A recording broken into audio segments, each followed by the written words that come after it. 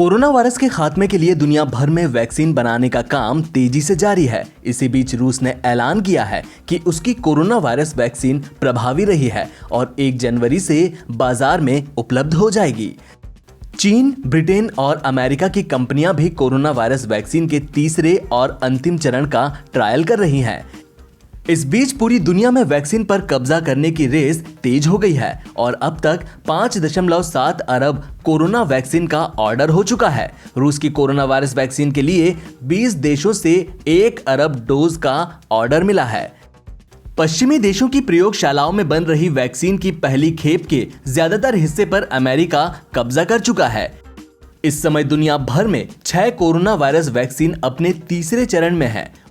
उधर रूस के राष्ट्रपति व्लादिमीर पुतिन ने मंगलवार को दावा किया कि उनकी स्पुतनिक वी वैक्सीन ने कोरोना वायरस के खिलाफ रोग प्रतिरोधक क्षमता विकसित की है। कोरोना वैक्सीन को बनाने के लिए कंपनियों को हर तरफ से वित्तीय मदद भी मिल रही है ताकि इस साल के आखिर या अगले साल के शुरुआत तक टीके का उत्पादन किया जा सके।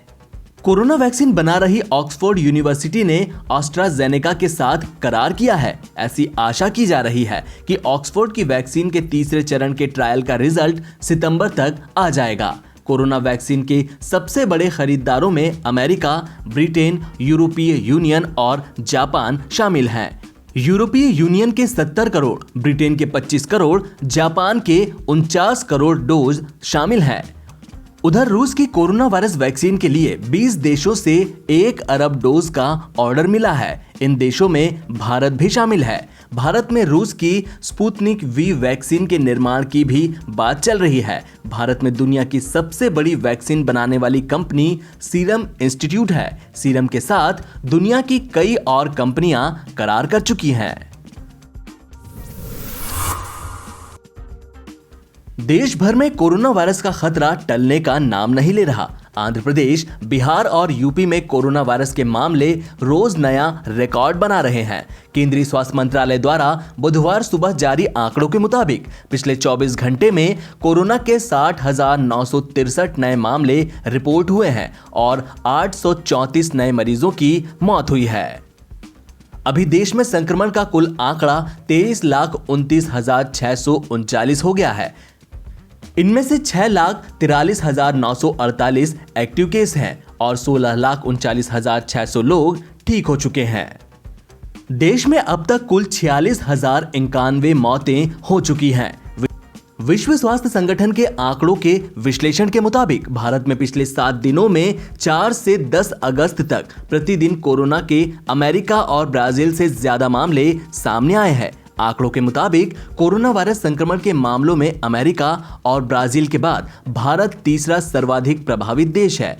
भारत में 4 से 10 अगस्त के बीच विश्व के 23% से अधिक मामले सामने आए, जबकि कोविड-19 से विश्व की 15% से ज्यादा मौतें भारत में दर्ज की गई हैं। भारत में 4 अगस्त से 10 अगस्त तक एक सप्ताह की अवधि में कोविड-19 के कुल 4,11,379 मामले सामने आए हैं, जबकि कोरोना वायरस महामारी से 6,251 लोगों की मौत हुई है। वहीं अमेरिका में इसी दौरान संक्रमण के 3,69,575 मामले सामने आए हैं और 7,232 लोगों की मौतें हुई हैं।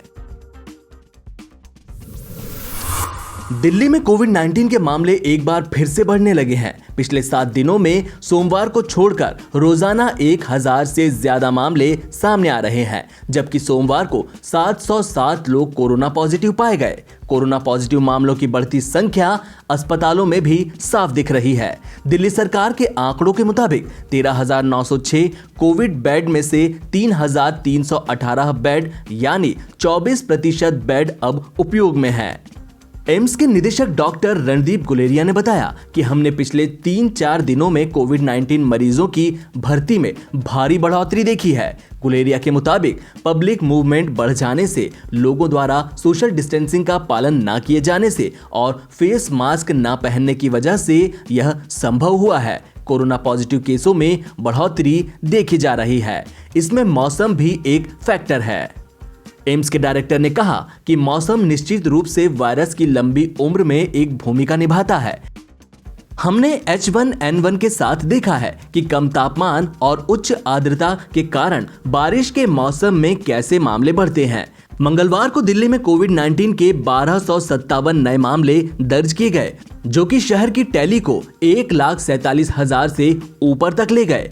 वहीं सरकारी अधिकारियों के मुताबिक अच्छी बात यह है कि पिछले 24 घंटे में केवल 8 लोगों की ही मौत हुई है। 2 से 4 अगस्त के बीच इन आंकड़ों में भारी गिरावट देखने को मिली थी। 2 अगस्त को 961, 3 अगस्त को 805 और 4 अगस्त को कोरोना वायरस संक्रमण के 674 नए मामले सामने आए थे। हालांकि 5 से 9 अगस्त के बीच एक बार फिर इसमें बढ़ोतरी हुई और हर दिन के हिसाब से ये आंकड़ा 1000 के पार चला गया।